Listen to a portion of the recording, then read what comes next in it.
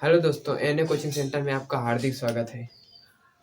दोस्तों, काफ़ी तेज़ी से आप लोगों का सपोर्ट मिल रहा है और मेरा भी मन अब कुछ विशेष तरीके से पढ़ाने का हो रहा है। आज हम गोली दर्पण की फोकस दूरी और वक्रता त्रिज्या के बीच में संबंध को ज्ञात करेंगे। आइए पहले हम गोली दर्पण की फोकस दूरी और वक्रता त्रिज्या के संबंध को ज्ञात करें। तो इससे पहले हम गोली दर्पण को बनाते हैं, तो उसमें हमने अवतल दर्पण को बनाया।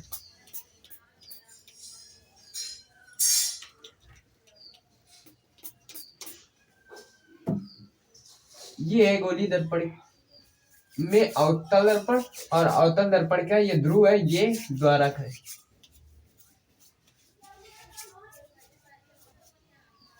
ये हो गया वक्रता के, और ये हो गई वक्रता त्रिज्या, ये हो गया फोकस एफ। दोस्तों, हम ज्यादा कुछ विशेष इसमें लिखेंगे नहीं, केवल हम इसको नॉर्मल तरीके से जान सकते हैं कि दिया गया चित्र अवतल दर्पण का है और अवतल दर्पण का द्वारक M1 और M2 है। अवतल दर्पण के द्वारक का केंद्र P, जिसे ध्रुव कहा जाता है, और अवतल दर्पण का वक्रता केंद्र C है। ये अवतल दर्पण का फोकस है। तो आइए इसके बाद हम जानते हैं। गोली दर्पण में मुख्य अक्ष के समांतर आने वाली किरण और अवतल दर्पण में मुख्य अक्ष के समांतर आने वाली किरण जानते हैं कि कहां से जाती हैं। दोस्तों, परावर्तन के पश्चात फोकस से होकर जाती है। दोस्तों, ये परावर्तन के पश्चात फोकस से होकर गई। अब यदि गोली इस जो परावर्तित किरण है, इसका अगर नाम दे दें हम ए एम, तो दोस्तों इस हम सी से यदि एक अभिलंब खींचे तो ये अभिलंब है। अब दोस्तों, आप देख रहे होंगे कि जब कोई आपतित किरण गोली दर्पण पर आकर टकराती है तो वह परावर्तन के पश्चात फोकस से होकर जाती है। तो दोस्तों, ये आपतित किरण है, ये परावर्तित किरण है, और ये इन दोनों के बीच में खींचा गया अभिलंब है। तब दोस्तों, परावर्तन के जो नियम से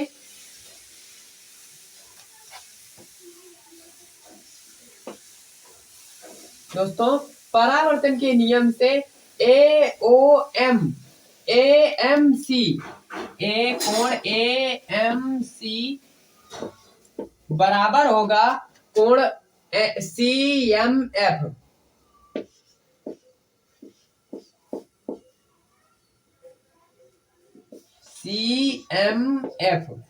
और किससे बराबर होगा? ये परावर्तन के नियम से। तब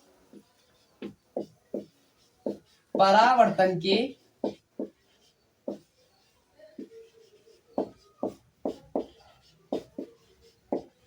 नियम से AMC दोस्तों क्या है? ये AMC है आपतन कोण I, और CMF क्या है दोस्तों? परावर्तन कोण R। ये हो गई दोस्तों। अब अगर हम बात करें तो देखो दोस्तों, ये वाली लाइन और ये वाली लाइन दोनों एक दूसरे के क्या है? समांतर है। जब दो समांतर रेखाओं को कोई तिर्यक रेखा काटती है तो ये हो गया एंगल I, ये हो गया एंगल R।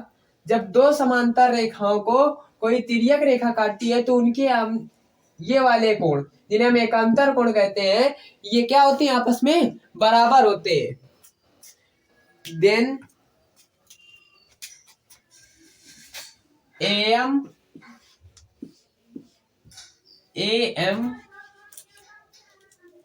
समांतर है CP के, तो AMC angle AMC is equal to angle किसके होगा?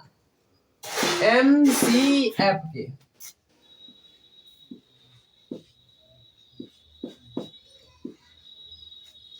ये हो गई दोस्तों।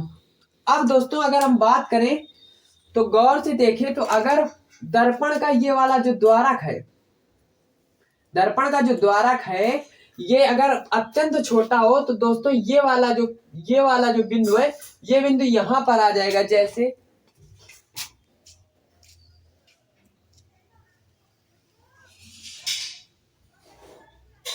ये फोकस है दोस्तों, और ये वक्रता केंद्र है।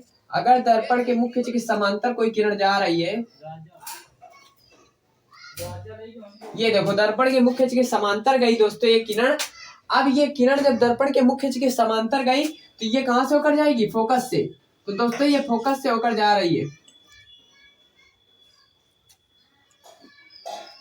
ये दोस्तों देखो फोकस से होकर गई।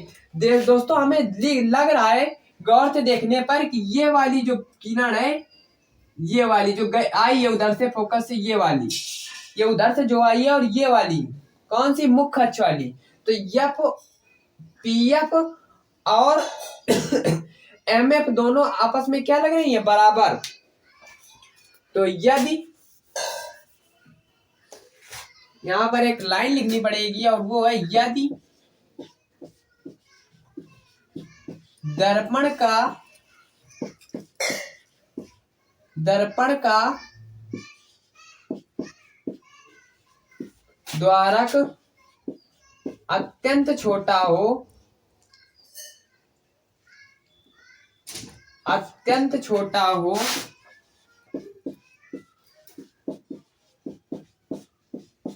तब दोस्तों एम एफ बराबर होगी किसके? पी एफ के।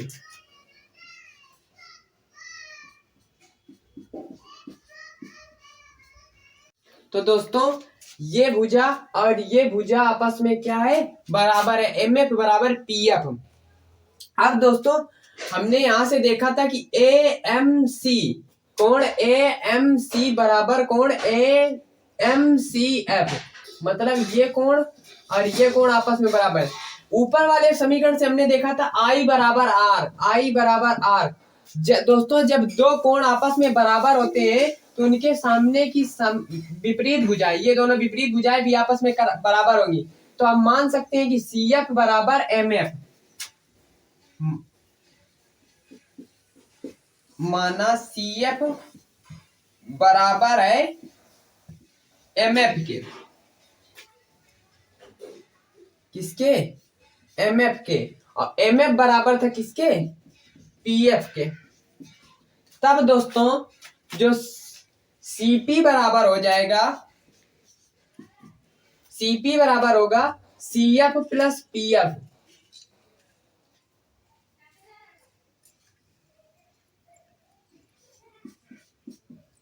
P F plus C F, P F plus C F, ये हो गया सीपी बराबर P S plus C F. तो सीपी बराबर पी एफ और सी एफ बराबर ऊपर से दोस्तों पी एफ हो जाएगा। तो सी एफ बराबर पी एफ। अब सीपी बराबर P F plus P F दोस्तों 2pf हो जाएगा। दोस्तों pf क्या है? फोकस दूरी।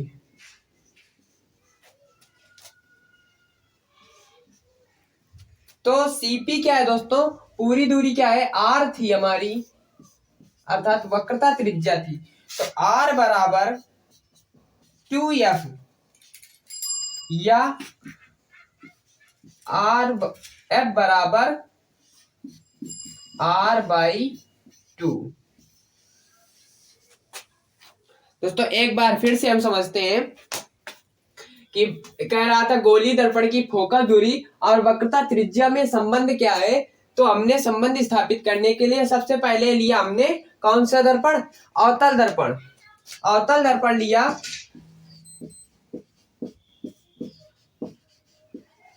ये हमारा अवतल दर्पण लिया जिसकी वक्रता त्रिज्या r थी और फोकस दूरी f थी। तो उसी में संबंध निकालना था f बराबर r/2 का। जो संबंध था वो क्या था? f बराबर r/2। तो दोस्तों हमने लिया। अब ये दोस्तों वक्रता केंद्र था, ये वो फोकस था और ये ध्रुव था। ये दर्पण के द्वारक था M1 और M2। तो दोस्तों दर्पण में मुख्य अक्ष के समांतर जो ये किरण थी ये दर्पण पर गई और दोस्तों फिर क्या हुआ? फिर ये किरण क्या हुई? परावर्तित हुई। और परावर्तित होकर ये फिर कहां से जाने लगी? परावर्तित होकर ये फोकस से होकर गई, ये आई परावर्तित होकर। ये आई फोकस से परावर्तित होकर, और ये फोकस से परावर्तित होकर आई। फिर दोस्तों जब ये आपतित किरण थी और ये परावर्तित किरण थी, तो हमने इस C से M इसके जहाँ ये दोनों ये किरण जहाँ पर गिरी थी आकर दर्पण पे, उस पर एक डॉटेड लाइन खींच दी, जो ये किसका कार्य करने लगा, परावर्तन के नियम से अभिलंब का कार्य करने लगा। अब दोस्तों आपतित किरण और अभिलंब के बीच में जो कोण बना वो बन गया आपतन कोण, और परावर्तित किरण, ये परावर्तित किरण है, यहाँ से परावर्तित हुई है, तो परावर्तित किरण और अभिलंब के बीच में जो कोण बन गया वो है परावर्तन कोण। तब दोस्तों हमने लगा दिया परावर्तन के नियम से। अब परावर्तन का नियम क्या कहता है कि आपतन कोण और परावर्तन कोण एक दूसरे के बराबर होते हैं, तो हमने लगा दिया कोण AMC बराबर है किसके, CMF अर्थात I बराबर है R के। ये हो गया। अब दोस्तों हमने क्या देखा कि ये भुजा और ये भुजा आपस में एक दूसरे के क्या थी, समांतर थी, अर्थात ये रेखा और ये रेखा आपस में एक दूसरे के समांतर थी। तो जब दो समांतर रेखाओं को एक तिर्यक रेखा है, जो ये तुम्हारा अभिलंब था, ये इसको क्या कर रहा था, काट रहा था, तो इसके दोनों ये संगत कोण ये एकांतर कोण थे, और एकांतर कोण आपस में बराबर होते हैं, इसलिए हमने लगा दिया कोण AMC बराबर है किसके, कोण MCP या MCF ये हो गया। अब दोस्तों यदि दर्पण का द्वारक, जो द्वारक है दर्पण का, ये दोस्तों यदि अत्यंत छोटा हो, मतलब बहुत छोटे द्वारक का दर्पण हो, जैसे कि हमने अभी एग्जांपल में बताया, जैसे ये हम फिर एग्जांपल ले रहे हैं, ये एक M1 और M2 द्वारक का एक दर्पण है दोस्तों, दिख रहा होगा, ये एक हमने दर्पण लिया और इसकी वक्रता त्रिज्या, ये वक्रता केंद्र ये। अब दोस्तों ये उसकी फोकल दूरी हो गई, और यहाँ पर कोई वस्तु से किरण आ रही है, ये आई अब दोस्तों ये जैसे ही टकराएगी वो क्या होगी, परावर्तित होगी। तो परावर्तित हुई इस बिंदु से ये, तो दोस्तों जो यहाँ पर टकराई थी, इस बिंदु को डाल दिया हमने P, तो PF दूरी जो है वो इस, मतलब ये दूरी, ये जो टकराने के बाद MF दूरी और PF दूरी दोनों एक दूसरे की क्या हो जाएंगी, बराबर, क्योंकि ये पॉइंट जो खिसक के यहीं पर आ जाएगा, अर्थात MF दूरी और PF दूरी क्या हो जाएंगी, बराबर। तो MF और PF को हमने बराबर कर दिया। तब दोस्तों अगर हम त्रिभुज CMF ले, तो दोस्तों देखो कि I और R एक दूसरे के बराबर होगी, क्यों, क्योंकि ऊपर से कहा जा रहा है कि कोण I और कोण R आपस में बराबर है, क्यों, परावर्तन के नियम से। तो ये यहाँ पर भी बराबर हो जाएंगे। और यदि दोस्तों एक दूसरे त्रिभुज के दो कोण आपस में बराबर होते हैं, तो उनके विपरीत सामने की या विपरीत भुजाएं आपस में क्या होती हैं, बराबर होती हैं। तो CF बराबर हो जाएगा MF के, CF बराबर हो जाएगा MF के, और MF ऊपर से बराबर था PF के, तो ये तीनों एक दूसरे की क्या आ जाएगी, बराबर। तो दोस्तों हमने अगर हम पूरी ये दूरी नापे तो किसके बराबर है, ये दूरी बराबर है CF प्लस PF के, तो हमने CP बराबर लिख दिया PF प्लस CF, और CF ऊपर से किसके बराबर था दोस्तों, PF के, तो CF की जगह हमने PF रख दिया, और CP बराबर फिर हमने लिख दिया PF प्लस PF बराबर 2PF बराबर, और CP हमारा किसके बराबर थी, ये CP, यहाँ से यहाँ तक की दूरी हमारी वक्रता थी, R थी, R रख दिया यहाँ पर, और 2PF दूरी थी हमारी फोकल दूरी, हमने F रख दिया, R बराबर F/2। तो दोस्तों इससे हमारा निगमन हो गया। आज के लिए बस इतना ही दोस्तों, मिलते हैं अगले